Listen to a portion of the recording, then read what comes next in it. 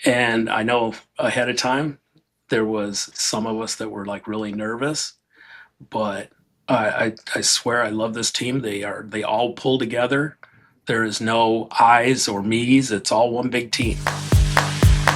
Hello and welcome to Behind the Screens, IT at ND, the podcast that takes you behind the scenes of the IT solutions consultants at the University of Notre Dame. Here, we explore the challenges they face, the innovative solutions they provide, and the tips and tricks that can help you make the most out of your technology. I'm Deanna, IT support technician with the service desk. And I'm Scooter, Director of Information Technology for the College of Arts and Letters. We're thrilled to have you with us today.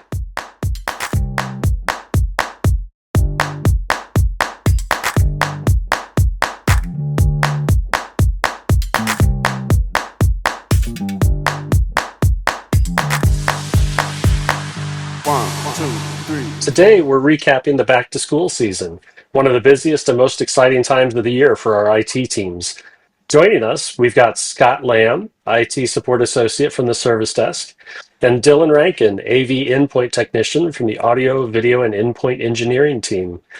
Between classroom technology upgrades, volunteers walking the halls, and even Service Desk alumni stepping in to help man the phones, a lot happened this year. We're excited to hear their stories. And this is the first back to school for the reimagined Service Desk. We'll review what went well and what lessons were learned that could improve BTS next year. Before we start, could each of you tell us a little bit about your current role and the journey that brought you here? Like how long you've been with the university, how and when you moved into your current role? Maybe Scott, can you start us off? Sure. I've actually been with the university since 2008.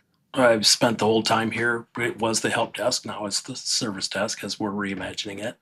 Um, yeah, I've just been, it was supposed to be a stepping stone for me. I thought in my mind, but once I got here, it fit. I love just that attention to helping, you know, the faculty, students, and staff when they're at their worst possible point, and when we get done and they're happy and we've saved the day, it's just a really good feeling, and I've just been kind of addicted to it since I got here. Excellent. Yep. So after working with Ryan and Chris and Denise before she left, we decided that my value would be more in a mentor role, helping helping to get the newest recruits, newest staff, and helping their position be more comfortable. Let them get acquainted, helping out, using my knowledge from the past and what we've been through to help guide as we go into the future. That sounds very fun. Hey, Dylan, how about you? How long have you been here? Tell us about your current role. Yeah, so I actually started here. This will be my fourth year. I started part-time and again the older help desk dispatch, this old kind of trying to get part-timers, trying to get younger people into IT, especially here in OIT. And then from there, I started answering phones, doing all this stuff. And it's really funny. Scott told me about the fellows opening, and he goes, "You should really apply for this. You'd be a great fit." Mhm. So then I moved on to the fellows program, did a tour, I'll say tour in athletics, and then ended in AV, AVT at the time, now AVET. And they picked me up full time. They did not want to lose me, but they picked me up full time, and I've been here.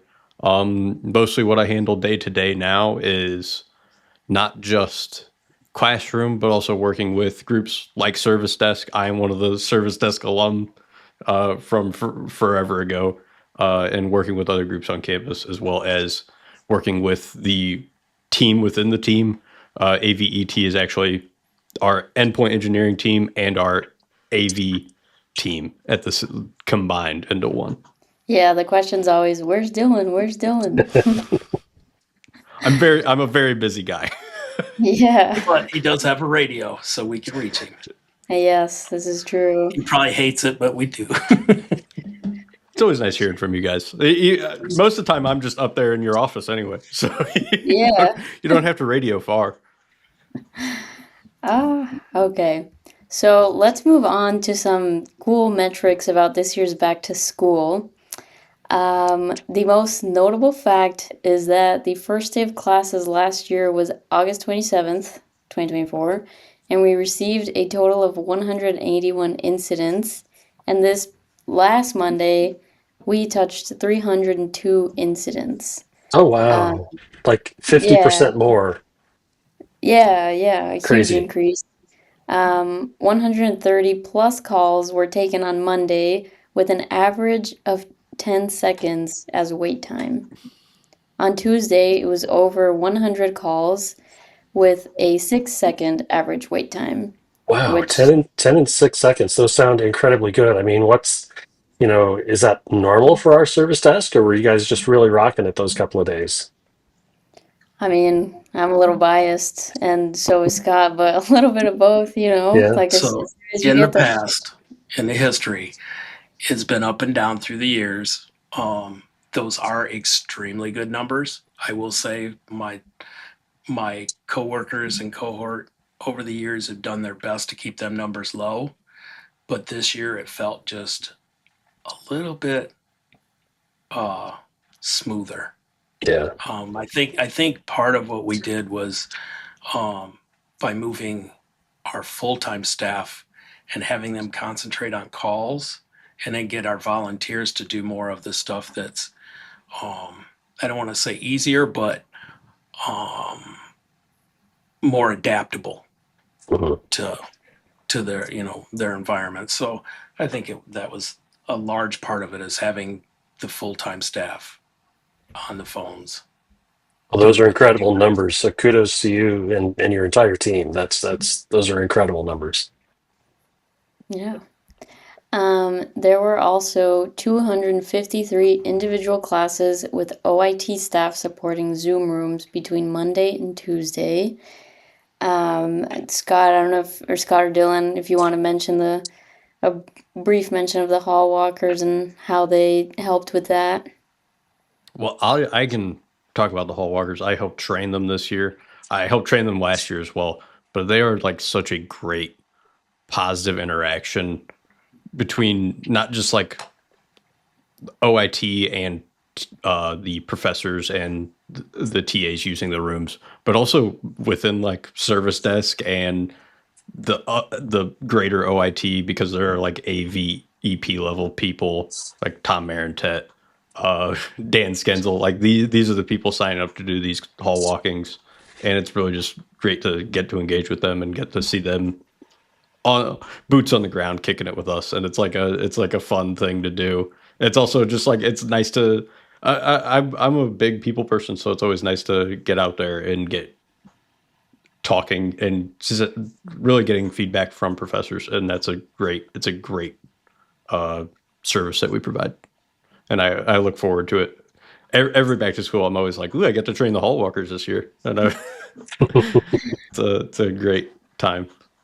I have to Yes, imagine it's really fun for them too, because these are people who, especially if you're talking about people at like the VP level or close to it, that a lot of folks end up behind a desk most of the time and in meetings much of the time, and to actually be able to do direct service to our customers, to our faculty, to our staff, our students, it's got to be a refreshing change for them too, I would think. It's a nice change of pace for me, so I would bet it's a nice change of pace for them as well. I know over the summer, like towards the end or kind of in the middle, it starts getting a little too much Zoom meetings, too many sitting behind a desk. So it's always fun coming back. yeah, Yeah, I agree. Back to school is an exciting time for everybody. I think it's stressful. The few weeks before back to school is really stressful for us, but getting prepared. But that first initial week back and seeing the excitement with the students and the faculty is there how they're trying to be prepared. And this year with doing the hall walkers the way we did it, we've always had like hall walkers, but we specifically and intentionally positioned key support outside of the for one, the new Zoom rooms that we just put into place to make sure that the faculty have that, hey, there's somebody here to help me. They don't have to pick up the phone and call. And we figure, with the first 2 or 3, classes they're going to have the first week, that's the best time to get them up and running, and then they're not struggling for the rest of the year, hopefully. And I think it worked really amazing. I was patrolling the second floor here in DeBartolo. That was what I picked to just kind of spot check with, anywhere there wasn't somebody standing, or if somebody was busy in a room, I would jump in and help the professor if they needed it. And honestly, it was so smooth. We got through and checked with everybody, and all the faculty looked like they were not lost and not unprepared. It felt very good for both sides of us, and yeah, it was. And there was a lot of preparation ahead of time. Kudos to Dylan; he put a lot of hours and a lot of time in to make them Zoom rooms perfect and make them work as best they can. And to be honest, we got our training, was it Thursday before back to school? Yep. Because that's when they finally got them working. And yes, and Dylan was in there. Some people helping got their training day of. It was it was. Yeah, we Hey, had I'm some sorry, that were- I couldn't be here Thursday. I couldn't be here Friday. What do you need Yeah. me to know? And I'm like, all right. So it was intense, but it paid off in the end. In the end, I think, and it just goes to show the way the teamwork has come together, and our whole team, the way we've reimagined the service desk, to involve this level of support throughout our community is really huge. Yeah, it was nice to see everyone coming together. I want to touch on two last metrics. We also support the library, or we have a little station at the library by the Ask Us desk currently, where we had 74 walk-ups between Monday and Tuesday, mainly printing questions since we're right next to printers, but still pretty wild.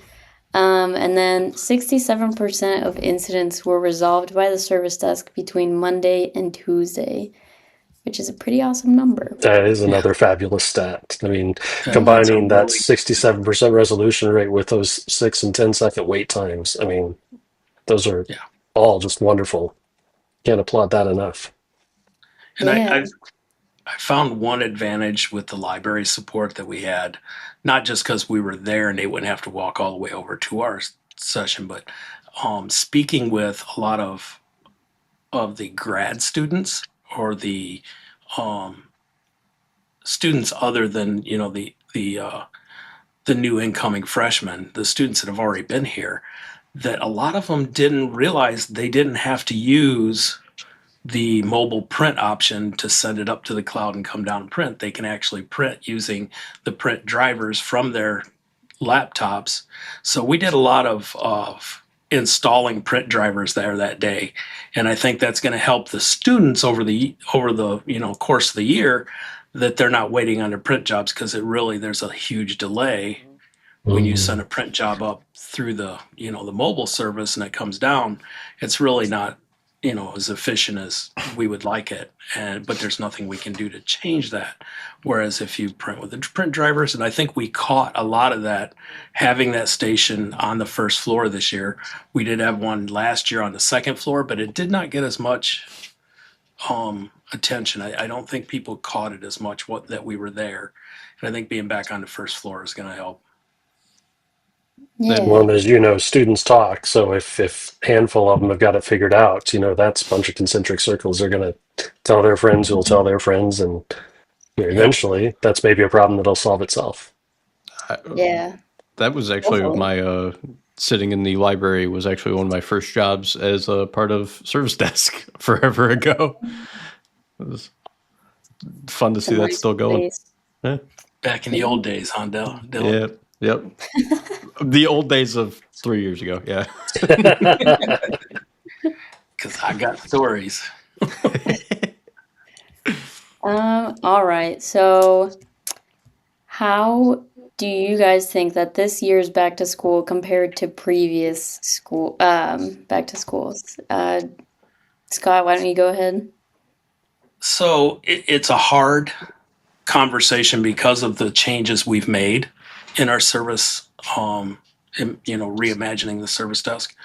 Um, Before, our concentration was mainly on phone support, and we had our tasks through email and stuff like that, but it was mainly focused as doing, the phone support and a walk-up support. Um, and I think there's a lot of factors that play into that. One of those is the change freeze that's in place every year during Mhm. back to school. That's huge. We Some of the roughest back to schools we've had since I've been here have been those years when something was just triggered for whatever reason right before back to school. Whether it be purge the network, registrations on machines, or the Eduroam cert runs out at the last minute, or something along those lines. Those are what really hinder us and take our focus away from the incoming students and getting them prepped, and faculty. And I think that when you try and compare the two, it's kind of hard. But I will say this year felt really smooth. It was hectic. It was a lot of work from a great team. I swear I love this team. They all pull together. There is no I's or me's. It's all one big team. And no matter who needs help, they all jump in and just do it. I mean, and it's amazing not to have to go, hey, can you go help this person or help that person? They just do it. I mean, and it says a lot for the team that they flow that way, and I think that helps a lot. I think this year went smoother than normal, like I said earlier, with the using the hall walkers, preparing our staff to do the phone support, so we don't have to like try and train a volunteer to take a call that ends up they can't answer it, and they may have to just ask us, which is not really helping much. Not that we don't appreciate it, but it's just trying to find the most efficient way of using our staff, volunteers, and whoever we have available to do the work we need to do. So, but yeah, this one felt smooth. And I know ahead of time there was some of us that were like really nervous, but I actually was pretty calm. I This was the first back to school that I went in confident that we were going to handle this. Compared to past years where I've been on the edge, going, "Oh my God, this is going to be terrible." But yeah, no. I went into this back to school feeling really confident because of the team, because of how we prepared, and because of the plan that we set ahead, and we just went ahead and did it. I 100% going into this back to school, I felt good. Even with the new Zoom rooms, the hall walkers were just an amazing just tool, as well as working with service desk, working with my team. It's always an all hands on deck situation, but it didn't cross my mind once that, oh, we're not ready for this. We can't do this. This is my second back to school with AVET, but it is incredibly smooth. It was a good experience. It was nice to learn. It was good to get all these reps in beforehand with our Zoom rooms. It was good to get a bunch of training in beforehand. But no, I felt great going into it, and it kind of feels like I'm tempting fate still, but it's over now. I don't have to worry about it anymore. I can be open and honest now. So no, I going into it, I was completely sure that it would be fine, and it was, for the most part, I was right. There were very few issues that came up. Nothing horrible happened. We haven't uninstalled all the Zoom rooms yet, so that's always a bonus. We still have Zoom rooms, so we're still good. And none of our classrooms are permanently down, so it's a good back to school. Talking about the reimagined service desk, and I mean, Dylan, we work so closely with you guys downstairs. How do you guys think that this more cohesive broader team helped with the back to school efforts? I know we've touched on the hall walkers and everyone jumping in, but I don't know. What do you guys think? Uh, I'll say it as someone not a part of service desk. It feels like just a group that is well put together. You guys know what you guys are doing. Everybody's got a general idea. You guys are always asking questions. Whenever I need help, I am just one guy. So whenever I need help, you guys are always offering, what can I do? What do you need? When do we need to do it? What can we do to help? So it's been just a great kind of experience for me, just as an outside person looking in. It's looks like it's been great for you guys. Just it's not the same. It's not the same help desk that I know. It's better. Yeah, it's definitely an evolution. I feel our team is really cohesive right now as a team. We're running pretty well, like a well-oiled machine. We have places we can grow.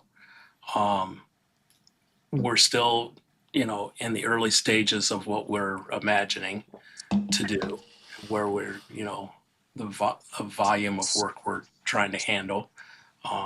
This year, I don't know if everybody realizes, but this year is the 4-year mark after returning from COVID. Mm. So our CWP program, which is part of our, daily work, yeah, we have like 1,800 machines, I think we're replacing this year because of the 4-year mark. And it's been daunting. So we have some growing there. We're getting better. We're getting quicker. We're learning ways to do things better so that it makes it more efficient. So yeah, I think we're running on a well-oiled machine. It's getting there. We're getting really close to being. I don't want to say perfect, but because you never want to really hit perfect, you want to just keep striving. A lot of that is due to our leadership. Um, you know, Ryan and Chris and Pam, Mike. These guys are all, you know, a strong backbone to this team, and they're leading us in the right direction, I think. Well, I think it really says a lot that I know as we prepped you let us know that 61% of the service desk staff had less than 1 year of experience. So this is their first back to school. I mean, over Most half the of them are team the first back to school. is seeing it for Yeah, the first time. And yet you're talking about how this is one of the smoothest back to schools we've had. So I mean, and it that comes really from speaks to that leadership and to that preparation and all of that hard work happening before the curtain goes up, right? and that just shows the dedication of the team and the preparation that's gone ahead of time. Wonderful. So Dylan, how does AVET specifically get ready for back to school? And I know, this year you had the addition of the move of several rooms to Zoom rooms. So that's not a small change, and yet again, I'm hearing you say how smoothly things went. So, kudos. But what do you do to prep for all of that? How do you get ready? So our our prep for back to school really as a team, because we are still this endpoint engineering team as well as the AV team. It's going to start next week for for back to school for next year. That's when images start getting tested, Mm. images start getting built, as well as that's for just for the EE folks. For the AVT folks, it is prototyping, constant installations, testings of, hey, what are we going to do? What are we going to change? What can we make better? That never really stops. And it starts the moment we get done, and it will go up until about, I would say, when we have to start pushing the image for classroom machines, which is about 3 weeks beforehand, before back to school. And then the actual like getting ready for back to school is all 182 classrooms on campus that are registrar managed get the computer inside them re-imaged if they're lab classrooms with a bunch of different computers. Every single one of those gets imaged, tested, uh, are set up on our side for the audio and the Zoom what is the word for it? The Zoom settings gets changed. Every single one of those gets logged into, tested, checked, made sure the image is good, as well as then our room checks, which we check again, all 182 rooms. We go through, do a full room check, try to get as much issues ironed out, make sure all of these rooms are ready for back to school and first day. And this is just what we normally do. You add on 27 Zoom rooms, as well as training the hall walkers, the service desk staff, the triage folks, anyone part time who's like, I want to learn, as well as professors when they're just like, hey, I need to come in and I can't. Like, it's a whole team effort to get this going between the EE folks, all of them get working together, between folks not even part of the team, such as like Brian Burchett handling all of this, the the professors coming in and talking with them and making sure they're ready for this change, ready for Zoom rooms, down to the AV team, Pujitha, Colin, Joe, me, Rick. It is a constant. It's a constant kind of stream of how do we get this ready? How do we make this better? How do we make the experience for all the end users the best it can be? Wow. Yep. That's crazy, Yes. but that's so good. I mean, that's how these things happen so smoothly. And I have to tell you, we looking over from my arts and letters perch, we're really glad to see these Zoom room classrooms up and running, because we're eager to follow that lead. We've been doing the Zoom rooms in our conference rooms and spaces like that, but have been holding off on doing the classrooms until we see how the experts actually get to do it. So I'm glad you're Yep. starting off very well. We're watching with great curiosity. So We are making sure everything is ironed out as good as it can get before we let other people know. And things will change. Things will hopefully get better, and this is coming. So we just yeah. want to let everybody know that change is coming, and it will be for the better. And what would be better than having a power outage and those coming right back up? Yep. Those rooms were the first ones back up, weren't they, Dylan? Yes, they were. Well, that's We had fabulous. a power outage last Tuesday, or this Tuesday, and no problems in those rooms. Oh, that's great. So why exactly did we make the switch to Zoom rooms? Our older systems, it was based around a DMPS, which is a Crestron room controller. I won't get into all the nitty gritty of it. I will say that they are old and they were needing to be replaced. They should be replaced every about 6 or 7 years. We're on year 8, so we're starting to get there. We're starting to get through it. But it's a change not only for like to catch up. Like, this is the future. This is what we're working on. It's something that needed to happen. Like, it's just like a, from security standpoint, from usability standpoint, from these things are no longer supported by Crestron. We needed to update these, and this is how we're doing it.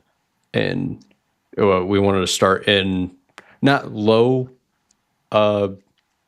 risk spaces, but spaces we knew would take to change easily, and spaces we could also improve on.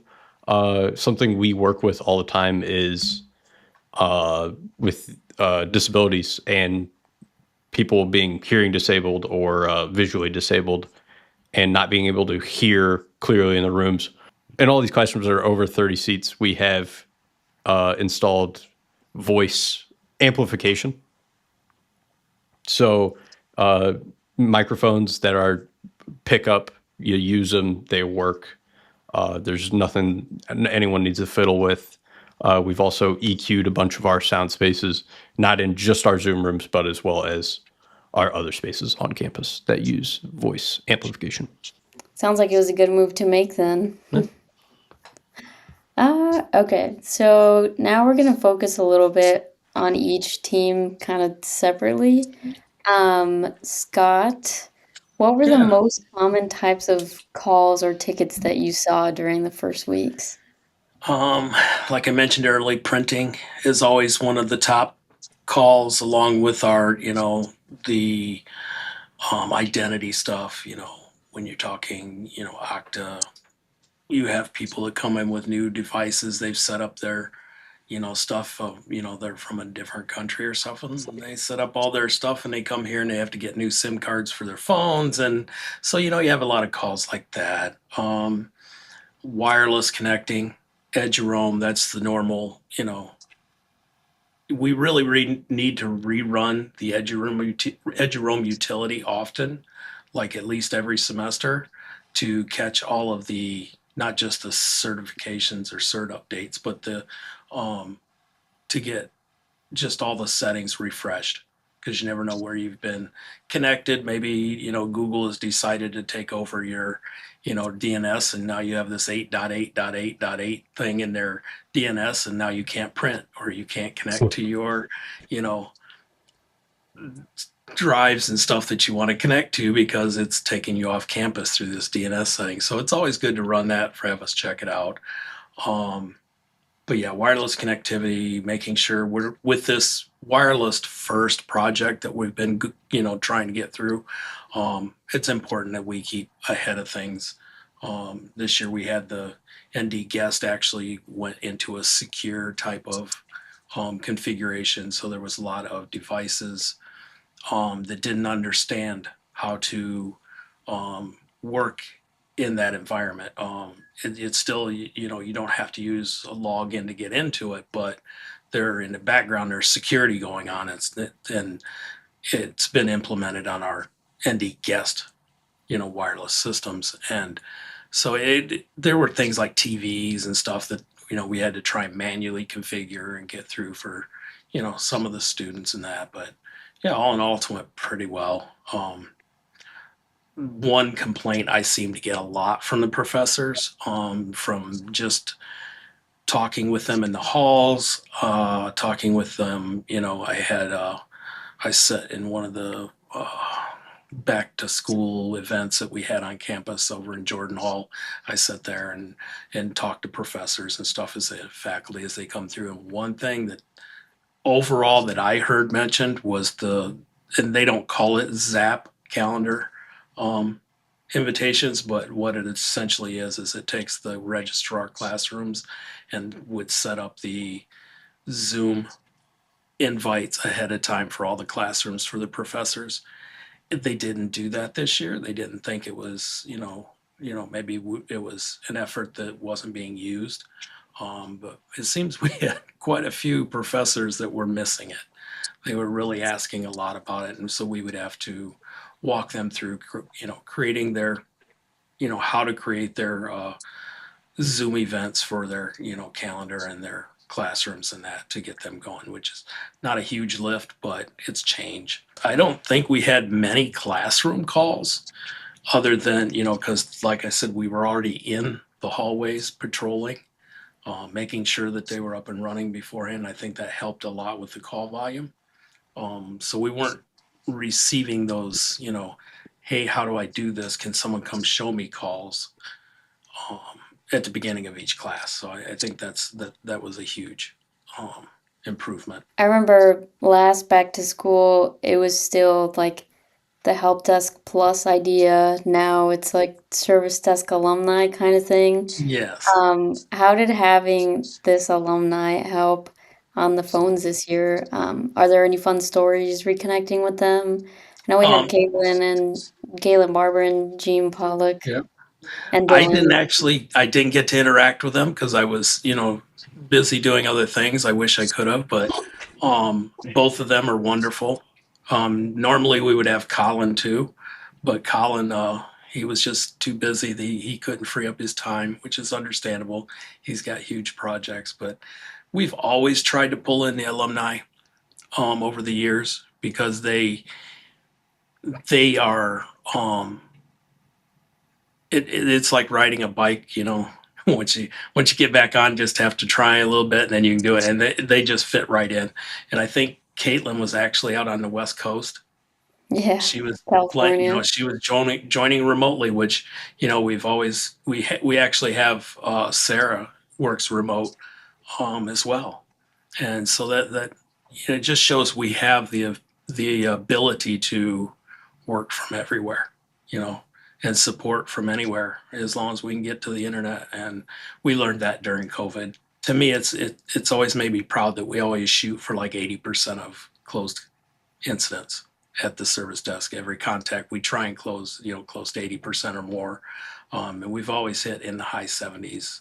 As long as I've been here, it's always been the target's been like 80, but we're always in the 70s, really close to 80 anyhow. So We've talked a little bit about, some of the upgrades and changes. We talked particularly about the Zoom rooms, but were there any other classroom technology upgrades that, made a significant or noticeable difference for faculty and students? This year we have removed a few of our uh, programs that professors would use more and more of.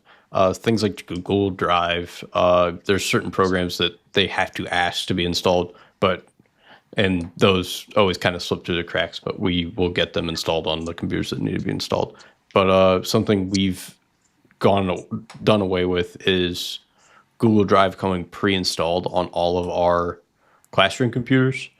We have noticed that there's been quite a few issues with it syncing, not really working well for everyone, and it was far more annoying and like unuser friendly to support than it was to just not have and show them a different way of, hey, just go to the web browser, do it through there. You're already signed in. You don't have to worry about it not syncing. You don't have to worry about it doing this and this. But it is just a kind of teaching moment of communicating us better, and also making professors and TAs kind of change their brain of change something they've been doing for years and just make them do it a little bit differently now. Well, yeah, and especially as we've been pushing more and more Google Drive, get your stuff into Google Drive, get it out there. At first, it seems like a very counterintuitive move to take a tool away from them. But as you say, if you can get more reliable service and easier service by just using the web interface, you're not taking away a tool. You said, just give them a different way to get there, but it's more reliable. It's less support heavy. It sounds like it's a win-win. It is a better solution to our problems than using this custom or using the installed app. It is way easier on our back end of we had quite a few issues that were taking up a lot of time of getting them figured out, of saying, hey, why doesn't this work, when it is just a lot easier to just go, this doesn't work, let's show them a way that does. Because I'm sure you've stumbled across some of the same examples we did, where faculty members said, "Oh, I was working on this right before class, and I finished it, and I closed my laptop, and I walked to class, and it wasn't there." Where Yep. every IT person on the call, right here is going, "Well, of course it wasn't there. It hadn't taken the 5 seconds to sync, and you closed your laptop." But I'm sure that was a very common. Yeah, if we heard it a few times, I'm sure you saw it a lot. There's a lot of that. There's a lot of I'm s- I signed into this forever ago and it's always been synced and now it's not. What's Mhm. wrong? Where'd all my files go? I need this PowerPoint right now for class. And it's, oh no, you Right. just have to re-sign in. Oh, that doesn't work. I let's Just go to let's drive.google and it's yeah, there, let's go right? to drive.google, which is now what we're doing in Yeah, all the that's classrooms fabulous. anyway. That's fabulous. So what was your I'm sure you had a save the day sort of moment at some point. Every back to school, somebody puts on a Superman cape and does something spectacular. I But did you have any of those Superman moments this year? I try to always have those moments of every time I walk into a classroom of being this, let's get this classroom up and running in as fast as I can. Let's do this. Let's get this going. Um, I think my whole team just strives to ensure that all of our rooms are up and running, and professor the best use of AV is someone that doesn't even realize it's there. Nothing. They don't even realize it's working 100% of the time. So it's always like a good kind of feeling of just stepping into these rooms. I would give you a specific one. Uh, I've closed about 100 tickets in the last 3 weeks. with our room checks, with back to school, with power outage. So I've been quite busy. I can't give you any specifics, but I every time I go into one of these rooms, I always try to be this Superman of get this fixed Yeah, and get this up and running. that's awesome. Yeah, the joke is that Dylan just sleeps here overnight and he's here like next day, 7 a.m. We're not up to that point yet, but it might get there soon. He says yes. Did you see that? Yes. Yeah. So we've been praising the new Zoom room setups, but what kind of feedback? What's early feedback from the faculty and TAs using these rooms? What are you hearing from them? Um, so it's a change. There's always going to be some kind of like being adverse to it, especially for professors who have been here for years and know how to do something. I've gotten responses from people who are like, I've changed whole buildings. Like I told them I wasn't going to teach in this building simply because there is Zoom rooms in it. And I talk to them and I go, hey, listen, I get it. You are worried. Like make some time. I'll send you an email, make some time with me and make some time with Brian Burchett and we'll walk you through this because I don't mean to be scary, but this is coming. Like you are going to have to learn to use it if you are teaching. Like it's a new thing, but you're going to have to learn to use it. And after talking and like kind of showing people through it, I always get oh, this isn't that so bad. I even get we get actually a whole lot of, wow, this is great. Like this is easy to use. Like this just works. And it's like fantastic to get that feedback of, oh no, this is like way easier to use. It makes a lot more sense. I'm not worried about the blank screen. I'm not worried about this. I'm not worried about that. But there are still the people who are like, hey, can we go back to the old way? And I understand. It's a scary thing. It's always a kind of trying time to get through. But no, it's something that's happening, and we're always getting good feedback. And it's not just feedback from faculty and TA. We've also installed quite a few Zoom rooms in ITC, and I have not heard a bad thing about them. Right when we installed them, there's a few hiccups, but I think now that was the whole point of those is getting these prototyped in ITC where people were going to be using them. So when we put them into classrooms, we didn't have as many problems. And I think getting them into ITC and getting this good feedback from you guys and the people using these rooms really helps. And if you have any feedback for Zoom rooms, please email me at drankin2@nd.edu because we need to know. I'd rather get someone's honest opinion. I'm now imagining with your professor who's escaping from building to building. I'm imagining some Scooby-Doo style monster, chasing him year to year as the Zoom room monster as he. He I think next semester when he teaches, I think he will be using a Zoom room. Oh, After excellent. talking to him, he goes, "Yeah, this isn't so bad." Yeah, we haven't talked anything about international back to school. I mean, how much do we participate in, what's going on at Rome or London or any of the other campuses? What do we know about international back to school? So there's a lot that goes on. We do have. I know. I think this year Amelia went over to Rome this year. I actually went to London in 2019 for back to school. It was a great experience for me. It's one I'll remember for a lifetime. There was a lot that went on. We went and set up new rooms. We did all the technology over there, and actually gave Flash a bit of a break because he hadn't had any time off in a while. So that was great. Um, I think we do a lot as far as coordinating with what they might need, working with Corey's team to make sure that we're here to support them just like we are the rest of the community here, and we can do what we can to you know whatever they need, we can try and do it from here as well. The AVET team works so much with global. All of our classrooms, we do the same thing over there for those classrooms as we do for our classrooms here. So they get the reimage, they get the testing, they get the room checking. It's not us doing it. doing there. They're not flying us over to Rome and London and Jerusalem for 2 weeks. Although I wish they would. Uh, To say if they need volunteers, I'll bet there's a line, but I I'd would. certainly stand I've in it. ne- I've never been to Kylemore, but I've seen pictures and it looks beautiful. So I'm no, but we while me and Pujitha and our part-time staff are helping with room checks and getting things imaged here on campus, Colin, Joe, and Jason are, as well as the EE team, they are giving so much time and effort.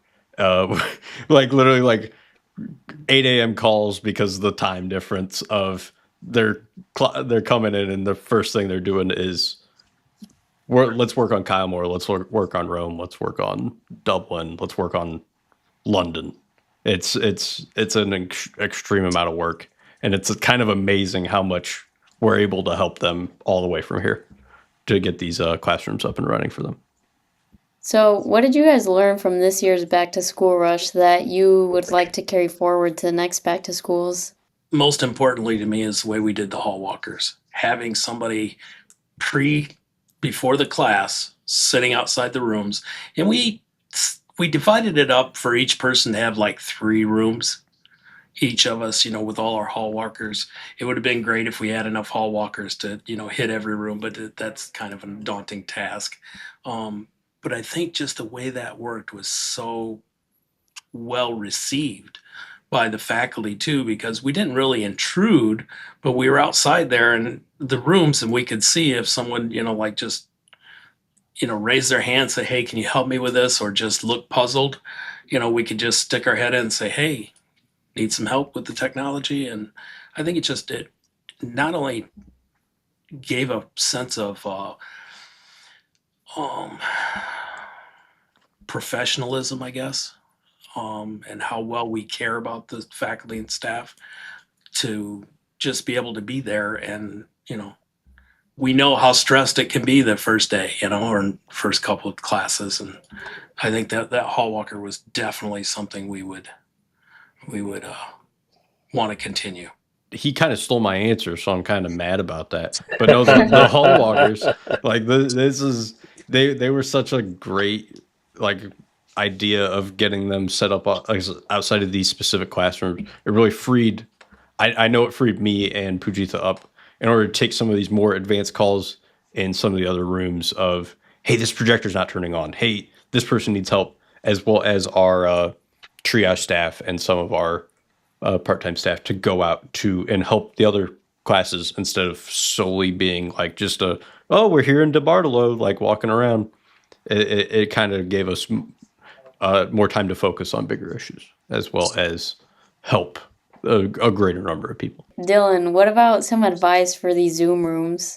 Like tips to kind of help with that technology and not let it break? So we are currently experiencing an issue specifically with our Windows Zoom rooms that upon exiting a meeting, you have to wait a few seconds before you can start sharing.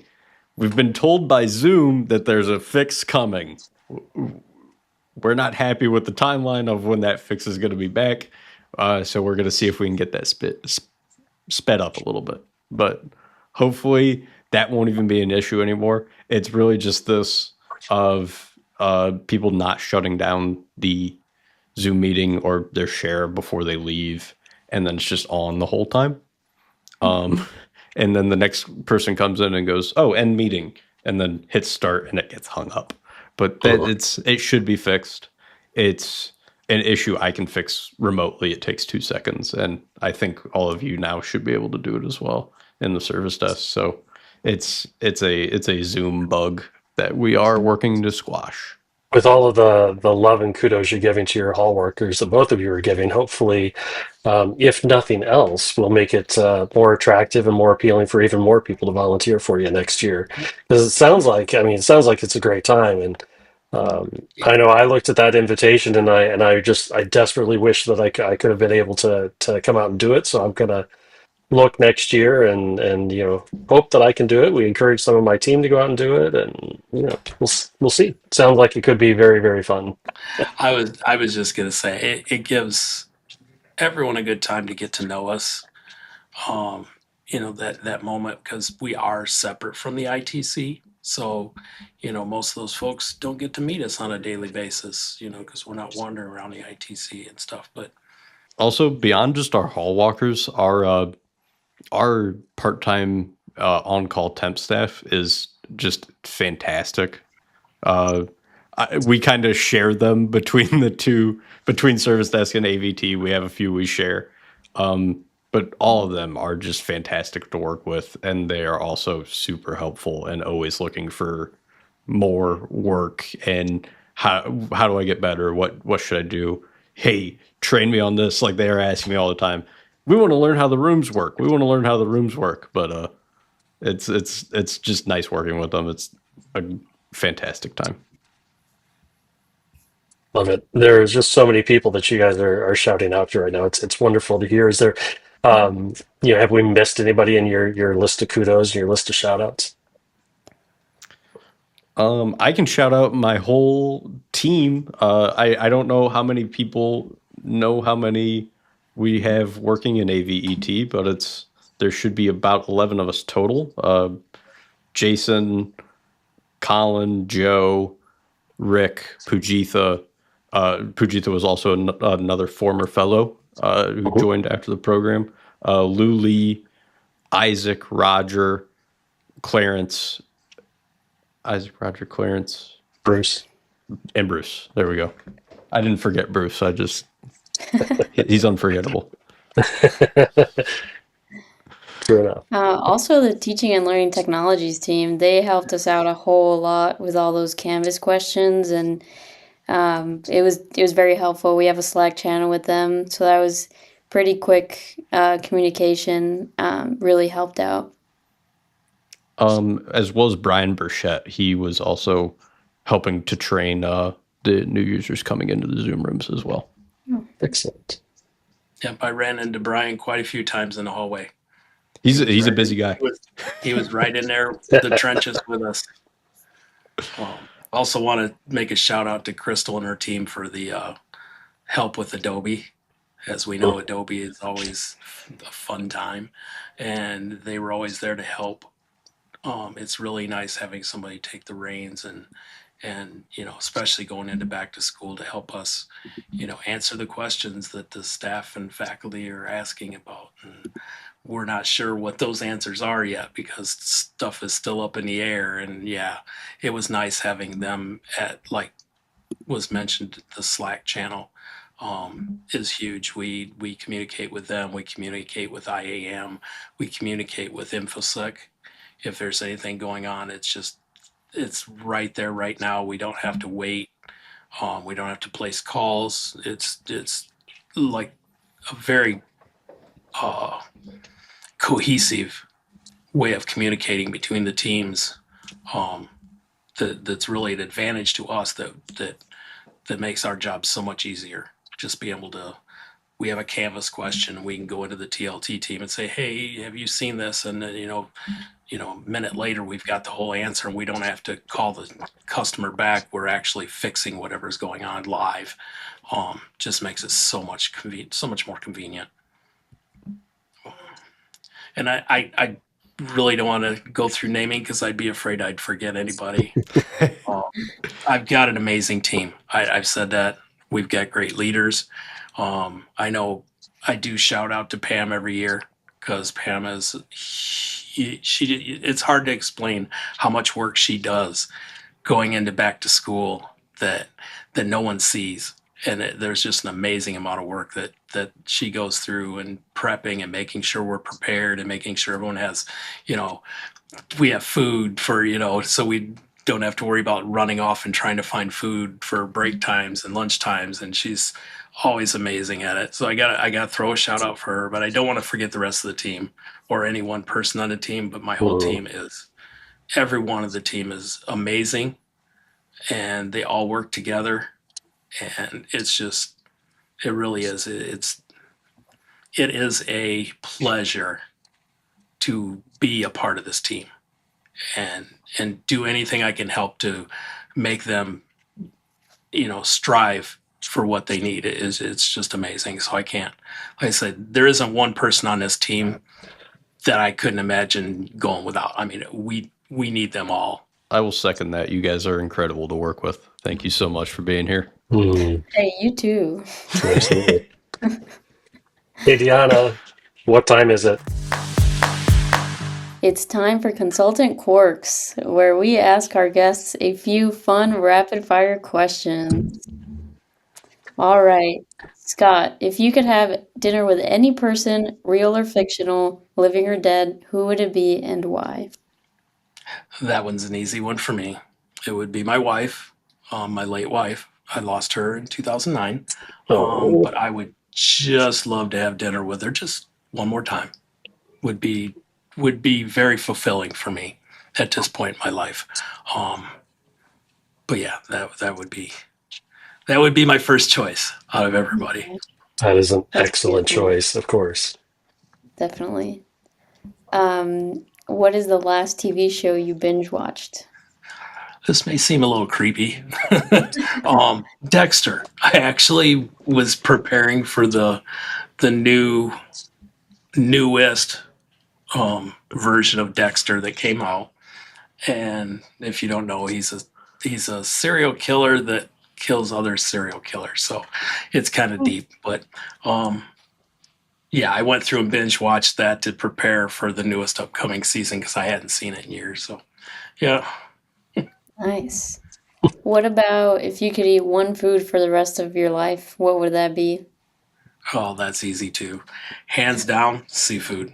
I love seafood. Oh, I would like to just spend all my time on the beach, on the ocean, and having crab and lobster and shrimp. And yeah, I'd be good yeah. with that. Nice. All right, Mr. Dylan Rankin, what book would you recommend everyone read and why? So I actually have a set of novels I think everyone should read. It is the Ooh, Stormlight Archive, starting with The Way of Kings by Brandon Sanderson. Each one is about 1,000 pages long, and there's 5 of them out. So it's a quick wow. read. It is a quick read. I love these books. It's kind of like the modern day. It's Lord of the Rings. Like, it is just this wonderful fantasy setting. There's so much world building. I love them to death. It's the one thing I nerd out about, like, consistently to my friends, and they just don't. I've been like, you should read this 1,000 page book, and they go, nah, I'm not doing that. Sorry.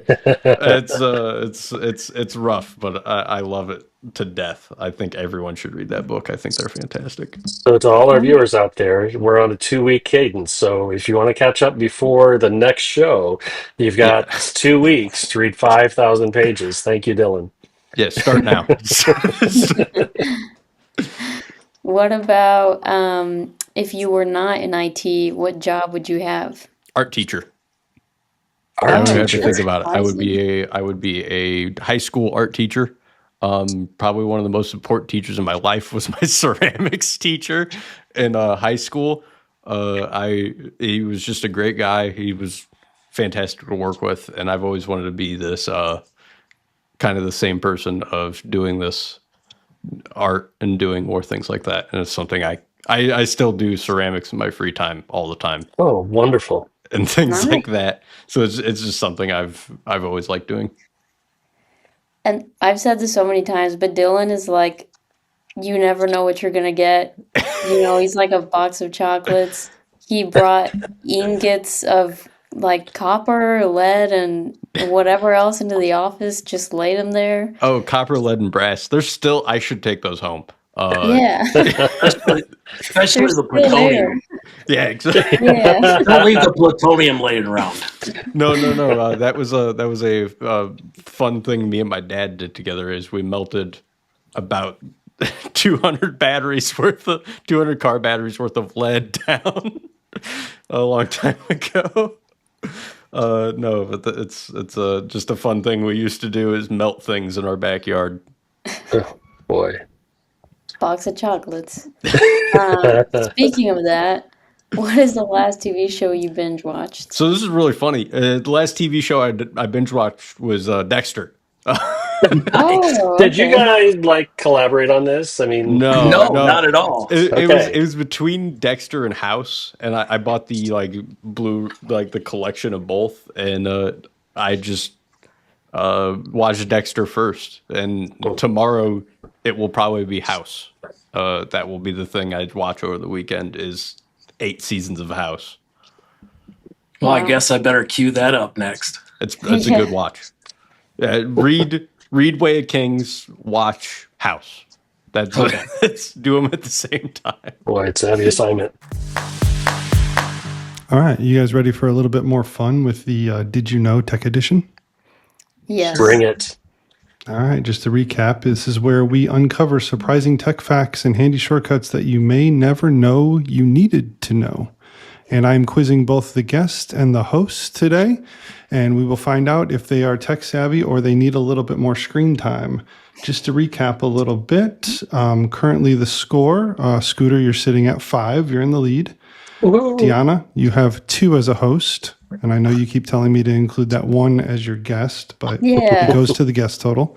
And the Okay. guests have 4, so they're right on your heels Oh. right now, Scooter, for taking the lead. So they have the opportunity here, Dylan and Scott, to overtake Scooter with 2 correct answers here. Do you know I never feel like I'm a very competitive person until we get here every couple of weeks. And this I just is like it. watching your This is- facial expressions when you are answering the questions and then finding out if you got it right or wrong. It's a good time.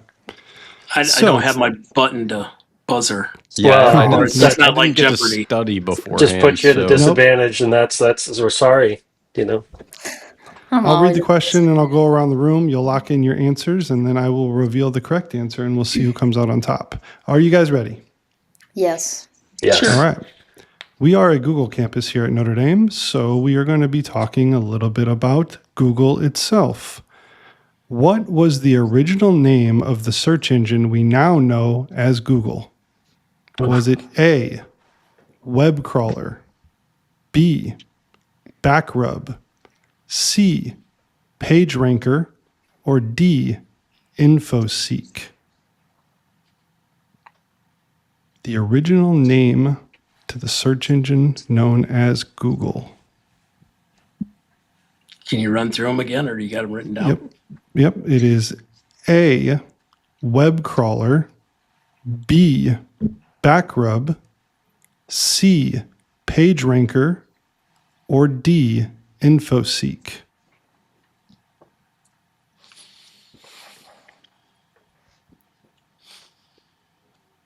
Whoever wants to go first, lock in their answer. I'm going to go with A. All right, That web sounds crawler logical. for Scott. I'll go I with mean, I can B. go. I've got no clue. I'm going to say C. Dylan's going page ranker. I mean, ranker for close to your last name of Rankin. I like it. I think I'll go with A as well. It's Web a crawler for name I Scooter. recognize. I don't remember if it was Google or not, but it existed. I will go with InfoSeek. Infoseek. Okay. So everybody's locked in their answers, and here is the correct one. Google began as a research project called Backrub in 1996 at Stanford Whoa. University. It analyzed backlinks to rank pages and search results, a foundational concept that later became known as PageRank. But the name was then changed in 1997 to Google. So I What? was kind of right. You were kind of right. Yep. A couple iterations of what the technology behind Google was the PageRanker, but it was codenamed Backrub You because know, of the that was backlinking. my second thought that it was going to be some screwy name like that. Yeah, I was thinking that too, but it seemed inappropriate, so I was like, no, I'm not going to go with that one. That is why when I found this question, I'm like, nope, this is going to be it. 'cause it could That was throw too good. Everybody off. So do we Andy, give you should Dylan score a half point. a point? Dylan does not get a half No. a point. No, You don't but I have feel a like point for since we Dylan? all missed it, Andy should get a point. Andy should be on the board now. That's true. Well, last week everybody missed it too, so I should get 2 You should have points. So we 2. should start doing No. You should have 0. What was last week's question? that. You have to listen to the episode to find out. This is true. Yes. Nice. You fell right into that one, Dylan. Yes, he did. Hook, line, Tell me and you sinker. listen without telling me you listen. Yeah, right, exactly. Hey, Scott. Yeah. Hey, Dylan. This has been wonderful. Thank you so much for joining us today. Oh, no problem. It was Thank a you. pleasure. It's nice seeing everybody. I work with most of the people here, so I see them every day already. Yeah, Yeah, you're right next door. excellent. If you've got someone you'd like us to interview, just email those ideas to btspodcast@nd.edu. If there's anything else new, exciting, frustrating, or inspiring in your IT consulting world, please share that with us too. We'd love to hear your insights and ideas. Next time, we'll speak with Steve Varela, Director of Teaching and Learning Technology, and Crystal DeJagger, Academic Technology Specialist in Teaching and Learning Technologies, about the upcoming Adobe license changes. We need spooky music playing there behind us. Until then, thank you for listening. Signing off from behind the screens, IT at ND. Stay tech savvy, Notre Dame.